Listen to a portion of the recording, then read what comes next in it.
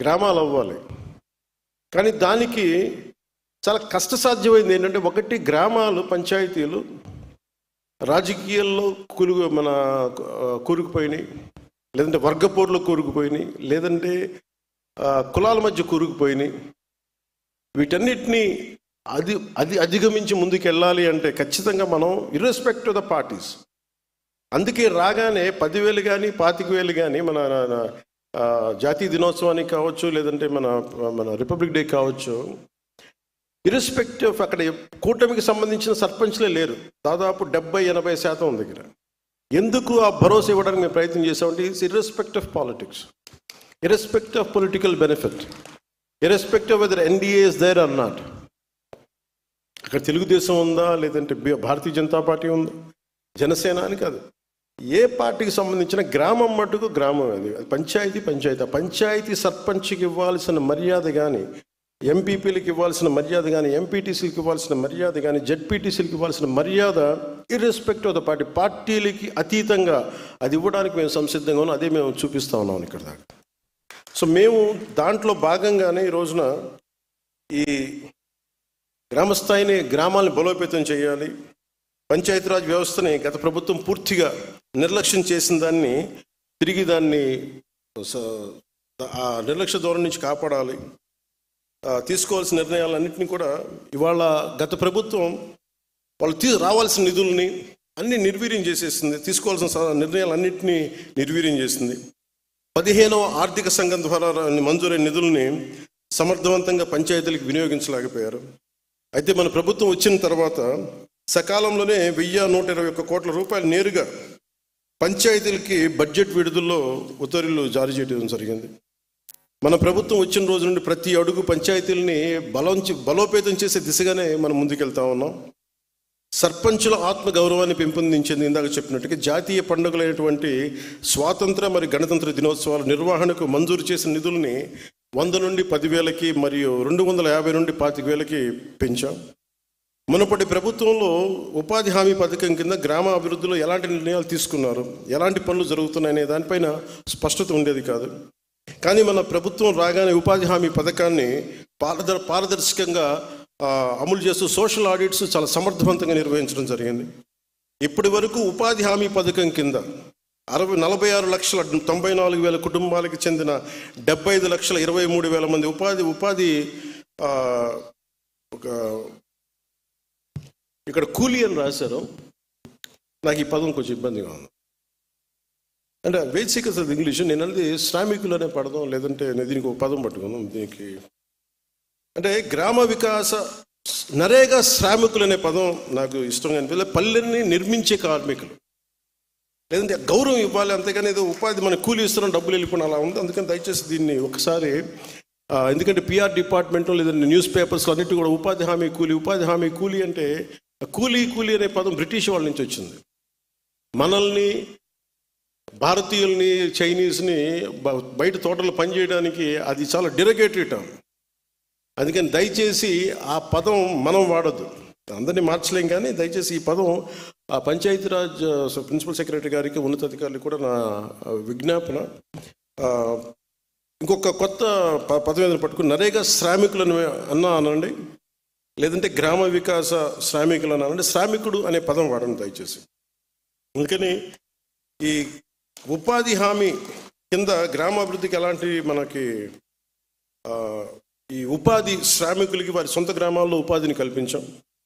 24-25 ఆర్థిక సంవత్సరంలో 24,23,00,000 పని దినాలను 5,10,000 కుటుంబాలకు 100 రోజులు పని కల్పించాం. మన ప్రభుత్వం ఏర్పడిన వెంటనే పంచాయతీరాజ్ వ్యవస్థకు జీవనాడైనటువంటి గ్రామ సభలను చిత్తశుద్ధితో సమర్థవంతంగా నిర్వహించగలుగుతున్నాం. గ్రామ సభల ద్వారా గ్రామ స్థాయిలో ప్రజల అవసరాలను గుర్తించి ప్రాధాన్యతతో కూడిన నిర్ణయాలు తీసుకుంటున్నాం. ఇలాంటి దృఢ సంకల్పంతో ఒక్కసారి 13,326 గ్రామ పంచాయతీల్లో గ్రామ సభలు నిర్వహించి ప్రపంచ రికార్డును కూడా మనం సాధించాం. గ్రామ సభల్లో తీసుకున్న నిర్ణయాలను పల్లె పండుగ ద్వారా పూర్తి చేసిన పనులు మీ దృష్టికి తీసుకొస్తాం. 4,000 కిలోమీటర్లు సిసి రోడ్లు నిర్మించాం. 21,564 గోకులాలు నిర్మించాం. 12,950 నీటి తొట్టులని, అంటే మనకి మూగజీవాలకు కావాల్సిన నీటి సౌకర్య నీటి తొట్టుల్ని నిర్మించాం. 20,286 ఫామ్ పౌండ్స్ని మనం పూర్తి చేశాం. ఖర్చు చేసిన మొత్తం దాదాపు 10,669 కోట్లు. ఇదంతా ఒక సంవత్సరంలో, ఇంకా అవల కరెక్ట్గా చెప్పండి 9 నెలలు. ఈ విధమైన పంచాయతీరాజ్ బలోపేతం కేవలం మైదాన ప్రాంతాల్లోనే కాకుండా గిరిజన ప్రాంతాల్లో కూడా పంచాయతీ విస్తరణం, అంటే panchayati extension to schedule areas PESA దీని కింద బలోపేతం చేసే దిశగా మొన్నే అడవి తల్లి బాటని కార్యక్రమాన్ని ప్రారంభించాం.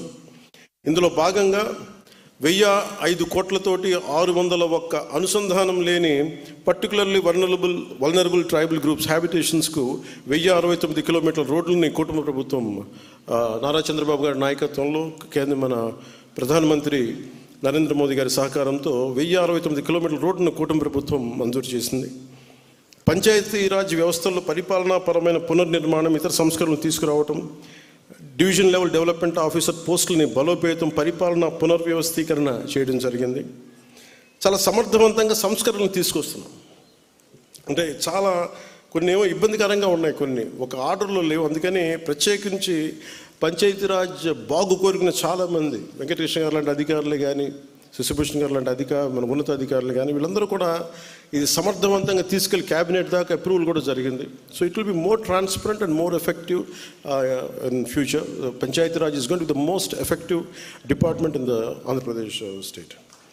ఇంతకుముందు గ్రామ పంచాయతీల్లో ఆధారంగా గ్రేడింగ్ చేయబడేవి, కానీ ఇప్పుడు మన ప్రభుత్వం జనాభా ఆధారంగా గ్రేడింగ్ చేయబోతుంది. దీనివల్ల ప్రజలకి అవసరమైన కీలక సేవలు సమర్థవంతంగా అందేలా చేయగలుగుతాం. పంచాయతీరాజ్ మరియు గ్రామీణాభివృద్ధి శాఖ ఉద్యోగులు విధులు బాధ్యతలపై శిక్షణ ఇచ్చేందుకు వారి సమర్థతని సామర్థ్యాన్ని పెంపొందించే శిక్షణలో రాష్ట్రీయ గ్రామ స్వరాజ్ అభియాన్ ర్యాంకింగ్స్లో అంటే ఎక్కడ 24వ స్థానం గత ప్రభుత్వంలో 5 ఏళ్ల వాళ్ళ పరిపాలనలో ఇక రాష్ట్రీయ గ్రామ స్వరాజ్ అభియాన్ ర్యాంకింగ్స్లో మన 24వ స్థానంలో ఉన్నది